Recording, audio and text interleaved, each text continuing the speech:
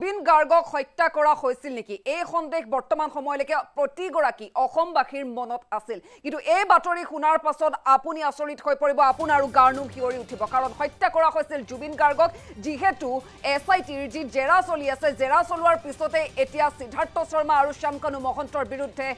হত্যাৰ গোচৰ ৰুজু কৰা হৈছে জুবিন গাৰ্গক হত্যা কৰাৰ দিশতে এতিয়া তদন্ত আগবঢ়াব আৰক্ষী আৰু এই মুহূৰ্তত জনাম সবিশেষ হত্যা কৰা হৈছিল জুবিন গাৰ্গক এই মুহূৰ্তৰ বিগ ব্ৰেকিং জুবিন গাৰ্গক হত্যা কৰাৰ দিশতে তদন্ত আগবঢ়াব আৰক্ষীয়ে আৰু জেৰাৰ পিছতে সংযোজন কৰা হ'ল হত্যাৰ ধাৰা শ্যামকানু মহন্ত সিদ্ধাৰ্থ শৰ্মাৰ বিৰুদ্ধে ৰুজু কৰা হৈছে হত্যাৰ গোচৰ শ্যামকানু মহন্ত সিদ্ধাৰ্থ শৰ্মাৰ জেৰাৰ পিছতে সংযোজন এই ধাৰাৰ বিএনএছ 103 ধাৰাৰ অধীনত দুয়োৰে বিৰুদ্ধে গোচৰ ৰুজু কৰা হৈছে আৰু যে প্ৰাথমিক অনুসন্ধান চলোৱা হৈছিল সেই অনুসন্ধানত আৰক্ষীয়ে বিস্ফোৰক তথ্য এতিয়া লাভ কৰিছে এই মুহূৰ্তৰ বিগ ব্ৰেকিং হত্যা কৰা হৈছিল জুবিন গাৰ্গক আৰু এই দিশতে তদন্ত আগবঢ়াব আৰক্ষীয়ে জেৰা চলোৱাৰ পিছতে সংযোজন কৰা হৈছে হত্যাৰ ধাৰা শ্যামকানু মহন্ত সিদ্ধাৰ্থ শৰ্মাৰ বিৰুদ্ধে হত্যাৰ গোচৰ ৰুজু কৰা হৈছে শ্যামকানু মহন্ত সিদ্ধাৰ্থ শৰ্মাৰ জেৰাৰ পিছতে সংযোজন হৈছে এই ধাৰাৰ আৰু বিএনএছ 103 ধাৰাৰ অধীনত দুয়োৰে বিৰুদ্ধে গোচৰ ৰুজু কৰা হৈছে প্ৰাথমিক অনুসন্ধানত আৰক্ষীয়ে বৰ্তমানলৈকে বিস্ফোৰক তথ্য লাভ কৰিছে গতিকে জুবিন গাৰ্গক হত্যা কৰা হৈছে সেই দিশতেই তদন্ত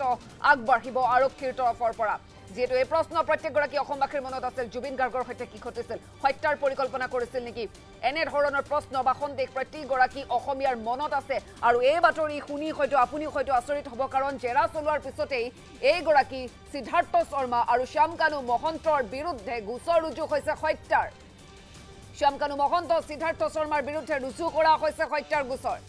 শ্যামকানু মহন্ত সিদ্ধাৰ্থ শৰ্মাৰ জেৰাৰ পিছতে এই ধাৰা সংযোজন কৰা হৈছে বিএনএছ 103 ধাৰাৰ অধীনত দুয়োৰে বিৰুদ্ধে গোচৰ ৰুজু কৰা হৈছে আৰু প্ৰাথমিক অনুসন্ধানত আৰক্ষীয়ে বৰ্তমানলৈকে বহু বিস্ফোৰক তথ্য লাভ কৰিছে হত্যা কৰা হৈছিল জুবিন গাৰ্গক আৰু এই দিশতেই আৰক্ষীয়ে তদন্ত আগবঢ়াব যিহেতু প্ৰথম যি জেৰা চলোৱা হ'ল সিদ্ধাৰ্থ শৰ্মা আৰু শ্যামকানু মহন্তক গ্ৰেপ্তাৰ কৰাৰ পিছতেই তাৰ পিছতে যি তথ্য লাভ কৰিছে গতিকে জুবিন গাৰ্গক হত্যা কৰা হৈছিল এনে সন্দেহতেই জেৰা চলোৱা হৈছে বা তদন্ত কৰিব আৰক্ষীয়ে এই মুহূৰ্তৰ আমি বিগ ব্ৰেকিং আপোনালোকৰ বাবে লৈ আহিছো হত্যা কৰা হৈছিল জুবিন গাৰ্গক আৰু এতিয়াৰ পৰা আৰক্ষীয়ে জুবিন গাৰ্গক হত্যা কৰাৰ দিশতেই তদন্ত আগবঢ়াব বুলি জানিব পৰা গৈছে আৰু এই সন্দৰ্ভত আমাৰ সংবাদদাতা মাধৱ দাসৰ হৈছে আমি সংযুক্ত হ'ব বিচাৰিম আমাৰ সাংবাদিক মাধৱ দাস আছে হয় আপোনাৰ কাষলৈ আহিছো কি ক'ব যিহেতু হত্যা কৰা হৈছিল জুবিন গাৰ্গক আৰু এই দিশতেই তদন্ত এতিয়া আগবঢ়াব বুলি জানিব পৰা গৈছে আৰু আৰক্ষীয়ে বৰ্তমান সময়ত বহু বিস্ফোৰক তথ্য লাভ কৰিছে হয় মাধৱ দাস কি ক'ব হয় বন্দিতা আজি দিনটো আটাইতকৈ ডাঙৰ খবৰটো হৈছে জুবিন গাৰ্গক হত্যা কৰা হৈছিল আৰু হত্যা কৰা হৈছিল বুলি আৰক্ষীয়ে তদন্ত কৰি থাকে প্ৰাথমিক তদন্তত সেই কথা তেওঁলোক স্পষ্ট হৈছে আৰু যাৰ বাবে বিএনএছৰ 103 ছেকশ্যন 103 যিটো হত্যাৰ গোচৰত অভিযুক্তক শাস্তি দিয়াৰ গোচৰ সকল হত্যাকাৰী বিশেষকৈ শ্যামকানু মহন্তৰ বিৰুদ্ধে প্ৰাথমিকভাৱে তেওঁলোকক গ্ৰেপ্তাৰ কৰিছে আৰু গ্ৰেপ্তাৰ কৰি তেওঁলোকৰ বিৰুদ্ধে হত্যাকাণ্ডৰ গোচৰ বিএনএছৰ 103 গোচৰ ৰুজু কৰা হৈছে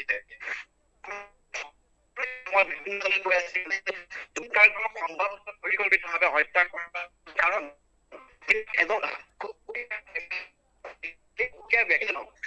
ছিংগাপুৰলৈ নি তেখেতক যিদৰে পানীত নমোৱা হৈছিল যিদৰে বহু সময় ধৰি সাগৰত সাঁতুৰিবলৈ দিয়া হৈছিল সেই গোটেই প্ৰক্ৰিয়াটো হয়তো ষড়যন্ত্ৰ থাকিব পাৰে আৰু সেই ষড়যন্ত্ৰৰ আৰু কোন থাকিব পাৰে হয়তো জুবিন মেনেজাৰ আৰু সেই মেনেজাৰজনক সহায় কৰিব পাৰে শ্যামকানু মহন্তই এনেধৰণৰ এক বৃহৎ পৰিকল্পনা হয়তো যুগুত হৈছিল আৰু সেই পৰিকল্পনাৰ অধীনতে জুবিন গাৰ্গক ছিংগাপুৰলৈ নি এটা সাগৰৰ পাৰত তেওঁক সাঁতুৰিবলৈ দি অতি পৰিকল্পিতভাৱে হত্যা কৰা হ'ব পাৰে কিন্তু কিয় আৰু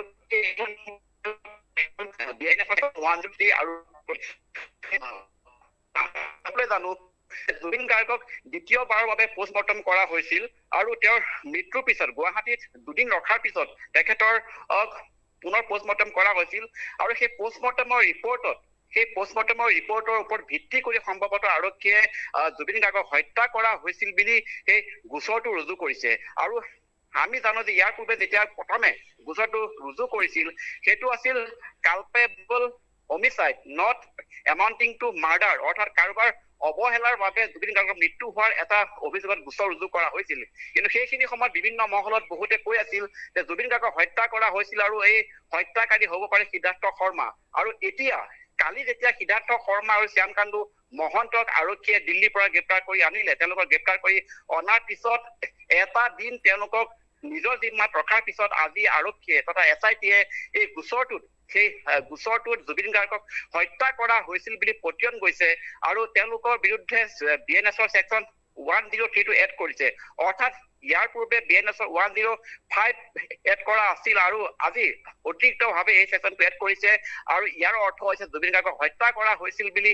অসম আৰক্ষী তথা CID-য়ে এই কথাটো হয়তো পতিয়ন গৈছে আমি জানো যে জুবিন গাৰ্গক ছিংগাপুৰত থকাৰ প্ৰথমটো নিশা তেওঁ প্ৰায় 11:30 বজালৈকে এটা ৰোড সাইড পাৰ্টিত অংশ লৈছিল তাৰ পিছত তেওঁ নিজৰ হোটেললৈ আহিছিল আৰু হোটেলত নিশাটো কটোৱাৰ পিছত পিছদিনা পুৱাই অতি সোনকালে তেওঁ হোটেলৰ পৰা উঠি তেওঁ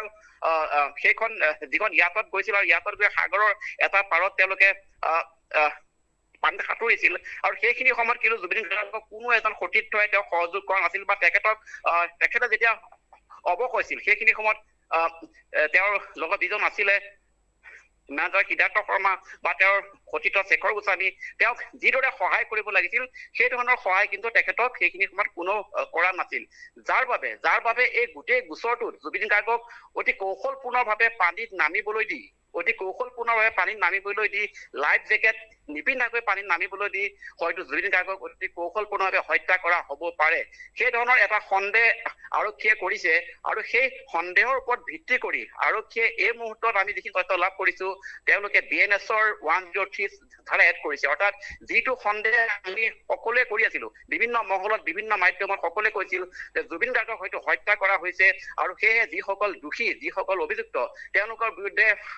কঠোৰ শাস্তি হ'ব লাগে তেওঁলোকক গ্ৰেপ্তাৰ কৰিব লাগে কাৰণ তেনে এজন ব্যক্তি আছিল অসমৰ কাৰণে সেই কথা হয়তো বহুতেই জানে কিন্তু তেওঁলোকে গম পোৱা নাছিল শ্যামকানু মহন্ত বা সিদ্ধাৰ্থ শৰ্মাহঁতে জুবিন গাৰ্গৰ মূল্য বুজা নাছিল তেওঁলোকে কেৱল জুবিন গাৰ্গক তেওঁলোকৰ পণ্য সামগ্ৰী হিচাপে ব্যৱহাৰ কৰিছিল আৰু জুবিন গাৰ্গক টকা ঘটা মেচিন হিচাপে তেওঁলোকক ব্যৱহাৰ কৰিছিল এনে অৱস্থাত সেই জুবিন গাৰ্গক যিদৰে মৃত্যুৰ কৰা হলে ঠেলি দিলে পানী নামিবলৈ দিলে এই গোটেই বিষয়খিনি কিন্তু কৰবাত হত্যাৰ ষড়যন্ত্ৰ থকা বুলি আমি নুই কৰিব নোৱাৰো আৰু আৰক্ষীয়ে যিখিনি প্ৰাথমিক তদন্তত যিখিনি তথ্য প্ৰমাণ লাভ কৰিছে তাৰ ওপৰত ভিত্তি কৰি ক'ব পৰা যায় হয়তো এই গোটেই বিষয়টোত হত্যাৰ যিটো এংগল সেই এংগলটো আছে আৰু আৰক্ষীয়ে এই গোটেই বিষয়টোত তেওঁলোকে হয়তো যিখিনি আৰম্ভণিৰ অনুসন্ধান সেই অনুসন্ধানত হয়তো তথ্য প্ৰমাণ লাভ কৰিছে আৰু সেইখিনি তথ্য প্ৰমাণ লাভ কৰি জুবিন গাৰ্গৰ বিৰুদ্ধে বা জুবিন গাৰ্গক হত্যা কৰা হৈছিল বুলি শ্যামকানু মহন্তৰ সিদ্ধাৰ্থ শৰ্মাৰ বিৰুদ্ধে গোচৰ ৰুজু কৰিছে এইটো এটা অতি ডাঙৰ খবৰ জুবিন গাৰ্গক হত্যা কৰা হৈছিল আৰু এই হত্যাৰ আঁৰত সিদ্ধাৰ্থ শৰ্মা হয়তো মূল কালপিত হ'ব তাৰ লগতে কোন জড়িত থাকিব পাৰে সেই গোটেই বিষয়টো আৰক্ষীয়ে সূক্ষ্মভাৱে যদি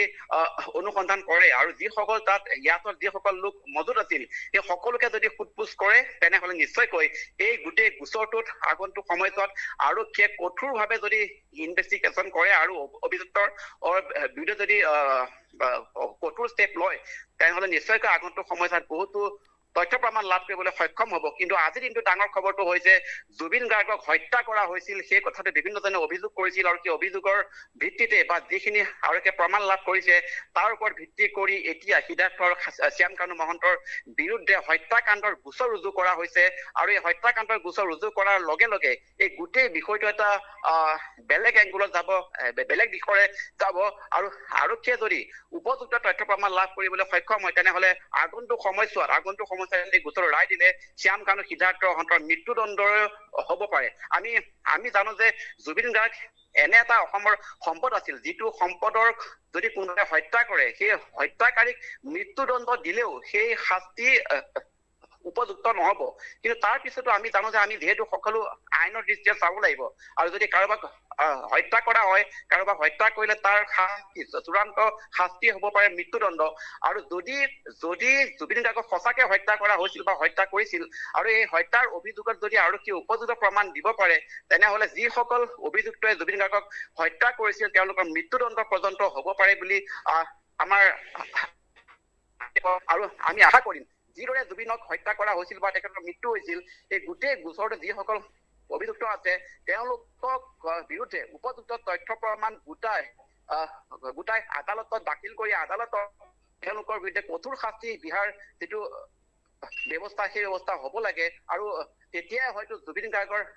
আত্মাই ন্যায় যিসকল বঞ্চিত জনতা সেই বঞ্চিত জনতাই ন্যায় পাব হয় মাধৱ দাস আপোনালৈ ধন্যবাদ থাকিল আমাক অধিক তথ্য দিয়াৰ বাবে পুনৰ সংযুক্ত হ'ম আমি পৰৱৰ্তী সময়ত আৰু যিহেতু দেখিবলৈ পোৱা গৈছে জুবিন গাৰ্গক হত্যা কৰা হৈছিল আৰু এই দিশতে এতিয়া তদন্ত আৰম্ভ কৰিব আৰক্ষী আৰু যি বিস্ফোৰক তথ্য লাভ কৰিছে সেই তথ্যৰ ওপৰত ভিত্তি কৰিয়ে আৰক্ষীয়ে তদন্ত কৰিবলৈ আগবাঢ়িছে জেৰাৰ পিছতে সংযোজন কৰা হৈছে হত্যাৰ ধাৰা শ্যামকানু মহন্ত সিদ্ধাৰ্থ শৰ্মাৰ বিৰুদ্ধে ৰুজু কৰা হৈছে হত্যাৰ গোচৰ যিহেতু প্ৰতিগৰাকী অসমীয়াই আচলতে সন্দেহ কৰিছিল জুবিন গাৰ্গৰ সৈতে কি ঘটিছিল জুবিন গাৰ্গক পৰিকল্পিতভাৱে হত্যা কৰা হৈছিল নেকি আৰু সেই সন্দৰ্ভত এতিয়া নতুন মূৰ ওলোৱা আমি দেখিবলৈ পাইছো বহু বিস্ফোৰক তথ্য আৰক্ষীয়ে বৰ্তমান সময়ত লাভ কৰিছে হত্যা কৰা হৈছিল জুবিন গাৰ্গক হত্যা কৰাৰ দিশতেই আৰক্ষীয়ে তদন্ত আগবঢ়াব শ্যামকানু মহন্ত সিদ্ধাৰ্থ শৰ্মাই জুবিন গাৰ্গক কেৱল ব্যৱহাৰ কৰিছিল নিজৰ পণ্য সামগ্ৰী বুলি ভাবিছিল টকা ঘটাৰ মেচিন বুলি ভাবিছিল গতিকে ব্যৱহাৰ কৰিছিল এক প্ৰকাৰে জুবিন গাৰ্গক আৰু এয়া আচলতে যি মৃত্যু ঘটিল জুবিন গাৰ্গৰ সেই সময়ত তেওঁলোকে পৰিকল্পিতভাৱে আচলতে তাক হত্যা কৰিছিল নেকি সেই সন্দৰ্ভত বহু বিস্ফোৰক তথ্য আৰক্ষীয়ে লাভ কৰিছে আৰু জেৰা চলোৱাৰ পিছতে গ্ৰেপ্তাৰ হোৱাৰ পিছত শ্যামকানু মহন্ত আৰু সিদ্ধাৰ্থ শৰ্মাক জেৰা চলোৱাৰ পিছতে সংযোজন কৰা হৈছে হত্যাৰ ধাৰা বিএনএছ 103 ধাৰাৰ অধীনত দুয়োৰে বিৰুদ্ধে গোচৰ ৰুজু কৰা হৈছে আৰু প্ৰাথমিক অনুসন্ধানতে আৰক্ষীয়ে লাভ কৰিছে বিস্ফোৰক তথ্য আৰু অধিক কঠোৰ হ'ব আৰক্ষীৰ তদন্ত আৰু সেই তদন্ততেই তন্নতন্নকৈ আৰক্ষীয়ে পৰীক্ষা কৰিব সূক্ষ্মভাৱে আচলতে চালি জাৰি চাব আৰু তাৰ পিছতেই সমগ্ৰ তথ্য পোহৰলৈ আহিব